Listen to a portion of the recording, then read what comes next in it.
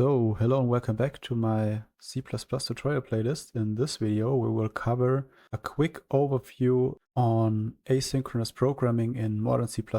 And for that, we will first have a section on the theoretical overview of all the tools we have available to us. And then in the second part of the video, we will implement a safe job for our quest tracker program. The very first tool we will take a look at is std_thread, and std_thread is very simple to work with. You just provide a callable to it. As you can see in line 9 here, we just provide a callable, here a function, do work to it, and it will then go off in a separate new thread and do its thing. And we can then, in our main thread, go on and continue with our stuff. And then when we call join on it, lock and wait until the thread is done, and we basically join it back into the main thread again. So if we don't want to do that, for example, if we think about exception safety again,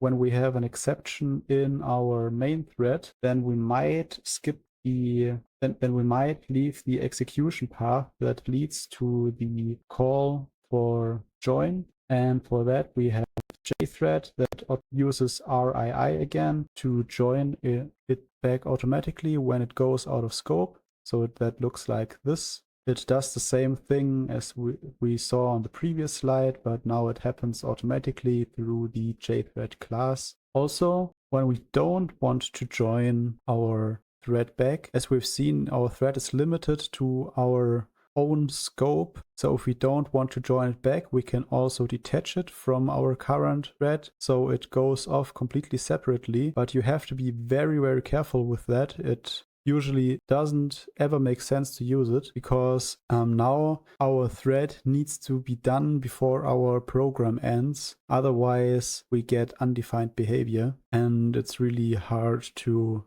predict that reliably. Also, when we have, for example, blocks of code that work on a shared resource, for example, here on the output stream, and we want to have it in order, then we need to use a mutex to ensure mutual exclusivity to it. So, for example, if we work on an Excel list, for example, then it also gets locked for other users until we are done saving it and are done with our work. Similarly, it happens here. If we want to, for example, draw something to the output screen and we don't want any other thread to interfere with that, then we need to acquire a mutex on that resource we want to use, and we lock it. And then when we're done with our work, we unlock it again so other threads can work with it. Also, we might be called to lock blocks until it is available again. So we wait here until we can lock it. Sometimes we don't want to have that behavior, and then we make use of try lock. For example, we try to lock this mutex here, and if we can, then everything is good and we continue working on it, and then unlock it again so others can use it. Otherwise, we can't work on it and we do something else. For example, here we just say, sorry, mutex is already in use, and then we continue with our execution. Also, you might have already guessed it, we are also concerned with exception safety here also. For example, when we have a mutex locked and we leave the regular execution flow, then we might skip the unlock, and any waiting mutexes that wait for a lock to be able to, that wait until they are able to lock, they would then infinitely wait to be able to lock, and we would basically run into a deadlock. And for that, we have a lock guard, and this is the same concept as with the jthread also, always RII. So in the destructor of that, it also unlocks the mutex it holds or again, and in the constructor, it locks the mutex that we pass into it. So this is just a helper for us. We pass in a mutex to that lock guard, and then we don't have to be concerned with anything else. It unlocks automatically and also in an exception safe way. Mutexes are not the only way we can assure mutual exclusivity on a resource. For example, when we just have a primitive like an int, we can also use the atomic wrapper. So that assures that every operation we do on the resource is atomic and happens in one step. So we basically make the thing we wrap then thread safe. Here's a small example on how we do that. We define an initial value here that just is 5, and then we load that into our atomic int with store, and we put in 5 then here into the result. Then we spin up a different thread, or we call a different function. Here this would usually be a new thread, and here that then starts here. Usually this should be a thread, but I'm just now having here a function call. But then here on the next line, we wait until we get notified. So, and wait to make sure that we don't have a lost wake up. Let's say we have this code that happens before we get here, then we wouldn't get the notify because we are not waiting. So the notify happens, we still wait. And to realize if we should still wait or if the wake up has already happened, we get in here the initial value again, and we compare internally, is it still the same value? And if it's still the same value as the initial value, then we still have to wait because the work is not done yet. Otherwise, if the value is different, then okay, we must have missed a wake up call, and then we continue without waiting. And here in the do work, we just increment this and then we notify, for example, if we reach here before this is done, then in here we would notify one waiting thread. We could also notify all. Usually we want to notify one waiting thread, and it would then be able to continue its execution. Then one of my favorite ways of doing asynchronous code in C++ is with std async. And in here we have to include the future header, and then we can just call std async. It then gets a launch policy as the first argument. This could either be async, which is parallelized, or deferred, which is lazy. Lazy basically means it only gets evaluated when we call get on it, and async, it starts straight away and works in parallel. A second argument also provide a callable again. In this case, we just provide a simple lambda that just prints I'm doing some work and then return 5, and then we can do some work in our main thread, and then whenever we need the result, we can call get on the return future and get the value like that out of the future. And if the thread wouldn't be done until there, it would block until it has finished executing and we would get the result. And otherwise, if this has already been done, the value in the future would have already been set and we could retrieve it with the get call. And here we just print out the result. And one last thing is that many algorithms now have an execution policy also. So for example, if you want to have a simple parallelized for loop, we could use the algorithm for each. And as said, many algorithms now have an optional first argument that is the execution policy. And there are different ones, for example, parallelized, sequential, and so on. You can take a look at CPP reference on the other ones, but usually you want to, if you want to specify them, you want to either specify parallelized or parallelized unsequential, where parallelized unsequential is the same as parallelized with different threads, but you also allow for SIMD optimizations. And then here for each is just the same as the regular for each. You provide a begin iterator and an end iterator, and then you get in the index into that structure to your first argument as your first argument, and you can use that then in your callable. Here we still already provide a lambda again. We capture here the surrounding scope by reference, and here we have to use a mutex on the vector, also with the lock guard here again to make sure it gets freed, it gets unlocked properly again. And here we just double every value in the vector. So the vector should then hold 2, 4, 6, 8, and 10. And then here in the another for loop, we have an output for loop where we output the vector also parallelized. And yeah, this happens basically in the same way. These are basically the most essential tools that we need for parallel or asynchronous programming in C++. And what we didn't cover yet, but will be covered probably in future videos and in projects that we will cover, are barriers and ledges, where you have a synchronization structure to get multiple threads to the same execution point again, basically. And the barrier can be reused, and a ledge basically is just a one-time use barrier, because you can only initialize it with a value and then subtract from it atomically until it reaches 0. So yeah, it's basically the same as a barrier, just as a single use. And then if you want to pass in arguments, if you want to pass in references as arguments to a thread, you need to have a thread wrapper, and there are two, which are stdref for mutable references, and then also cref for const references. Also, as we've seen with, for example, detach, you don't really know when it should stop, so you might want to run, and you want to just let it run until the application is basically ready to shut down, or you want to send a shutdown signal to the thread. You basically want to let it run until you request stop. And for that, there is the request stop. So you can request a stop to a thread, and then inside of the thread, you can use stop requested and ask if that is true, and then basically stop the thread from inside of a thread. Also, what might be useful sometimes, if you have a job system, that you have a atomic counter more or less, and this is often where you use semaphores. You can increase it until it has a threshold, and you can also decrease it until it is 0 again, and then you have to wait on it again until it is more than 1 again. And also coroutines are a very big subject that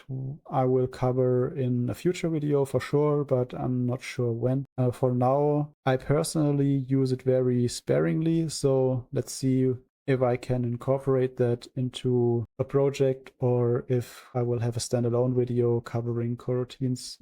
Just theoretically. But these are the things we didn't cover, so feel free to look them up on your own, or wait until I'm ready to release some videos on it. And also what we didn't cover is the call once flag and call once function. That makes sure that we only call it once, as the name suggests, and that is useful for basically initializing resources or something like that, that only need to happen once across different threads. So with all that theoretical background and with that short overview, let's start with the practical implementation of our save job for the quest tracker. So now that we are back in our quest tracker repository, I want to start to implement a background worker to automatically save our tasks. And we will implement that mostly in our task list. And I will just go step by step here. The first thing that I can think of is that we want to pass in a time frame or an interval in that the jobs should run, and that should be represented by chrono time duration. And I think seconds are a good option. And we just call this save interval, and let's say we would like to have every 30 seconds. And then of course we also need to include chrono. So then of course we need to do the actual hard stuff now, which is to provide the implementation save interval. So let's see what we want to do with that. I think we need to also have a variable that holds these, like so. Why is it still marked like that? Type something wrong. Save interval, and also save interval here. So that should be fine. Well, let's see later. First of all, think about the logic. Down here, we would then need to kick off a thread. So let's say save job or save thread. That will get a function that it will call. And for that, we of course need to include red, like so. So here we will probably have to do a lot of things in the DD structure, but let's do that a little bit later. Let's implement the autosave worker. Okay, while we need to have a condition variable, atomic boolean probably running. So let's do that right away. That, and then we can also provide the signature for the function for the method we are implementing right now for the for the saving thread. What am I doing? That of course, and of course, this all needs to be in the task list. Also, of course, the autosave worker, and we would like that to turn nothing. So that's why we were getting those errors also. Okay, we still have something wrong here. And that's probably because this needs to be first. So in the same order we are initialize it here. Then let's see, how do we go about writing our save worker? We only want to run one saving job at a time. So let's say we want to save manually or anything. We want to probably acquire a mutex to only save once at a time. And let's call this a save mutex. Oh, let's see. And let's introduce a save mutex here. Then we want to leave some space here. Probably we need to do some more, but if not, running. This can take a while because we don't get here straight away. We check this on the beginning, but we probably want to acquire some logs here. That can take a while, so we need to check it again if we are still running. And if we are not, then we just break out. And then we probably also need to have another atomic flag, and let's call this dirty. It's not saved or modified, so this will always be set if it's different from the state on the database. And to get a variable from atomic, we call load. And of course, we also need to specify that. And then we would like to try to save database. So with all the things that we have, of course, there, and it also needs a task list. So we still have to have a mutex for the save mutex. So do that. Okay. Doesn't like here.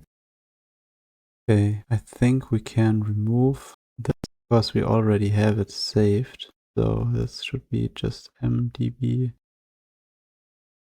think it would be better if you just move it in here. And yeah, have it as a private. Yes, as a private member function. So that gives us access to all the things we need. Like so. Let's see what we have here. Why doesn't it like it? I think that should be private. So not too sure why it says it's public. Am I missing something here? Don't think so. So let's keep going for now. Let's see if it maybe resolves from it on its own. What we want to do is to encapsulate that like so. And in here we want to do more things because we probably would like to do all of this in a single transaction. And this would be simplified like that. And after these for loops, we want to commit our transaction like so. Then we have the dirty flag, which is then false because we've just saved it. And in here we just want to see. Okay, we might want to have the successful, which would then be true. And in here we would say successful, which would be false. And of course we would need to have that also. And that could be a regular boolean. So something like that. And we still have our destructor. Oh yeah, let's take a look at the add task first, because we would want to have another method here called mark30 that would mark our tasks as not being saved currently. Because I have a spelling mistake here. Dirty. Mark 30. That. Dirty is of course then true.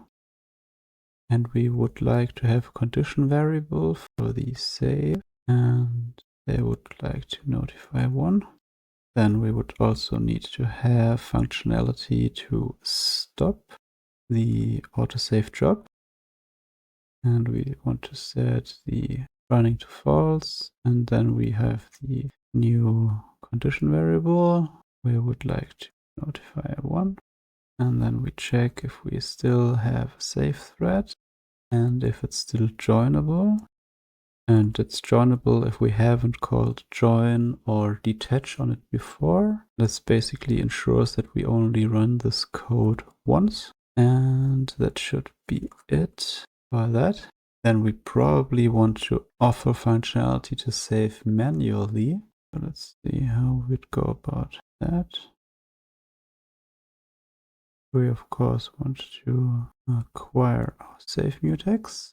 And we only want to save is if dirty is set, and then we want to save the database like so. Yes, that should be correct. Why is it marked like that? Well, of course, we still have it here.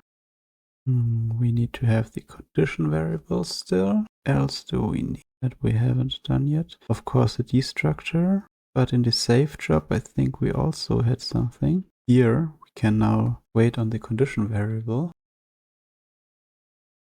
Or dirty.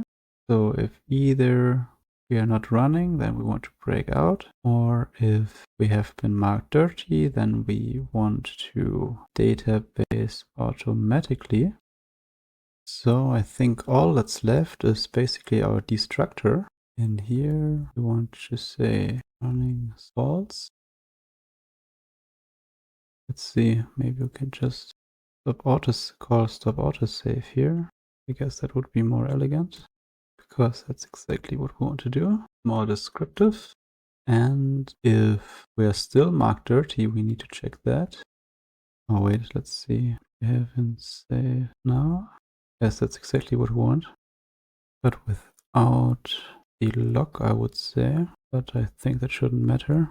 So let's call save now. And that should be our destructor. Let's write the public interface here together. We have a new method called save now that is public. And what also should be public is just, I think that's all. And in here we have the stop autosave new method.